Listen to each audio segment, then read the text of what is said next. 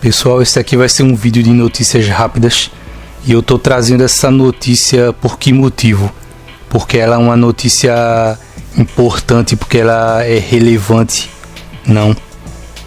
Mas eu vou me aproveitar dessa notícia para dar um exemplo a vocês do porquê, em parte, as coisas estão ruins no mercado de quadrinhos americano, ali na Marvel e DC, nos quadrinhos de super-heróis, usando como exemplo essa notícia. Porque o que é que acontece? Notícia banal sobre quadrinhos, sobre super-heróis, a gente ouve o tempo inteiro. É sempre aquelas notícias do tipo: um personagem vai mudar de uniforme, um personagem vai entrar para uma equipe, ou um personagem vai morrer ou vai ser substituído por outro. Mas a gente tem que procurar olhar as coisas de cima e entender o porquê esse tipo de coisa acontece, ao invés de se ater somente à notícia pela notícia.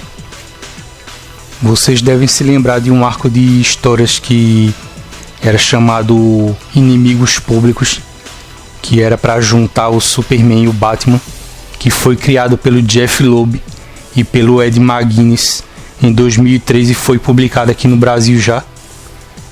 Inclusive ela ganhou encadernações e eu não cheguei a ler essas histórias, mas a verdade é que o pessoal lembra mais dela pelo fato de que o Jeff Loeb teve uma das ideias mais estúpidas que eu já vi, que foi a ideia de criar um robô gigante que era metade Superman e metade Batman, que é aquele tipo de coisa ridícula que geralmente os leitores só falam no meio de alguma conversa entre eles quando eles querem dar risada.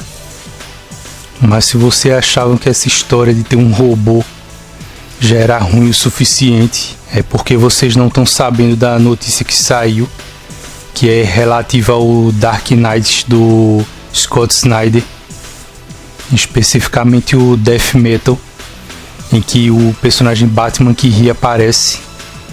Essa série ela já está no terceiro ato dela, e na sinopse é dita que a Resistência ela vai viajar até o Arkham Wasteland enquanto eles tentam invadir Nova Apocalipse para enfrentar o tal Batman que ri. E no meio disso tudo eles vão parar num tipo de bunker do Batman que ele usava para guardar alguns objetos ali da coleção dele, inclusive um robô que foi feito pelo mestre dos brinquedos. E é nesse momento que o leitor descobre que o Batman tinha guardado um robô que é feito para representar a Trindade, o Batman, o Super-Homem e a Mulher Maravilha, que tem exatamente esse visual da imagem que eu vou mostrar agora. Olhem a cara desse robô, olhem esse visual que é inacreditavelmente ridículo, porque o personagem ele tem partes do rosto do Super-Homem e do Batman como o robô do Jeff Loeb tinha, mas ele também usa uma tiara e tem batom no rosto. E o pior de tudo é que o robô ele usa batom. É um maldito de um robô que usa batom. Daí você deve até dizer, mas que importância isso tem? Porque esse tipo de coisa sem noção já foi feita tanto na Marvel como na DC em várias ocasiões, como naquela fase em que o Wolverine tem garras que esquentam.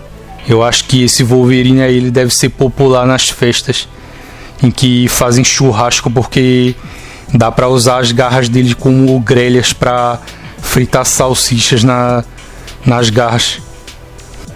Outras coisas igualmente sem pé nem cabeça, como aquele Hulk Homem-Aranha ou Hulk Verine. Mas como eu disse a vocês, a gente tem que procurar ignorar a notícia só pela notícia e entender que as coisas estão desse jeito.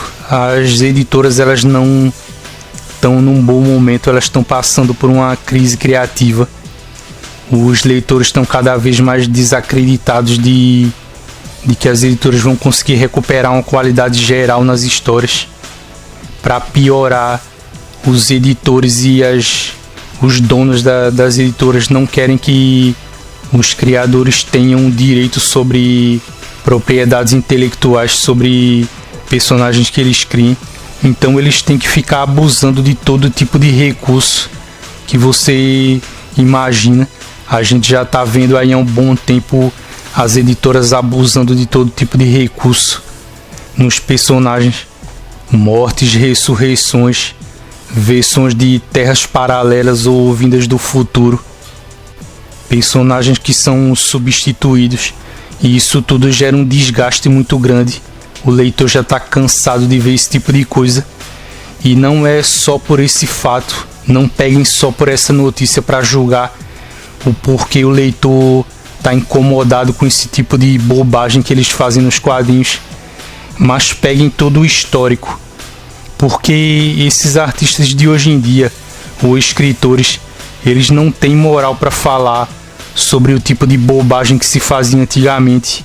Como, por exemplo, aquela fase da Era de Prata da DC, onde tinha um monte de coisa bizarra e esquisita sendo feita, como aquele Superman com cabeça de formiga, o Batman que por algum motivo ele vira um tigre, ou aquele Capitão América que se transformou num lobisomem. Você vê o exemplo de um escritor que gosta muito desse tipo de coisa e acaba sempre trazendo essas coisas da Era de Prata da DC, é o Grant Morrison. Se eu bem me lembro, ele trouxe até aquele Batmite, que era um tipo de duende que se vestia como uma versão em miniatura do Batman, que é aquele tipo de coisa ridícula que deveria pelo menos ter ficado no passado dos personagens, e eles continuam ressuscitando esse tipo de coisa. Esse personagem até ele era chamado de Batmirim. Mas mesmo assim ainda vai ter muita gente que vai ficar pensando: ah, você tá exagerando, porque reclamar desse tipo de coisa, o histórico dos quadrinhos está lotado desse tipo de coisa vexatória e não tem por que reclamar.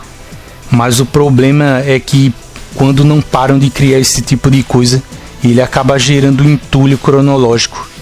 Vocês veem, por exemplo, o que aconteceu com aquela história do Aranhaverso do Homem-Aranha, onde eles resolveram trazer todo tipo de coisa bizarra, descartável e ridícula para a história do Homem-Aranha.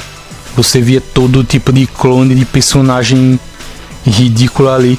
Se eu bem me lembro, até um tempo atrás trouxeram um bug do Homem-Aranha de volta. E também tem aqueles personagens variantes como o Porco-Aranha.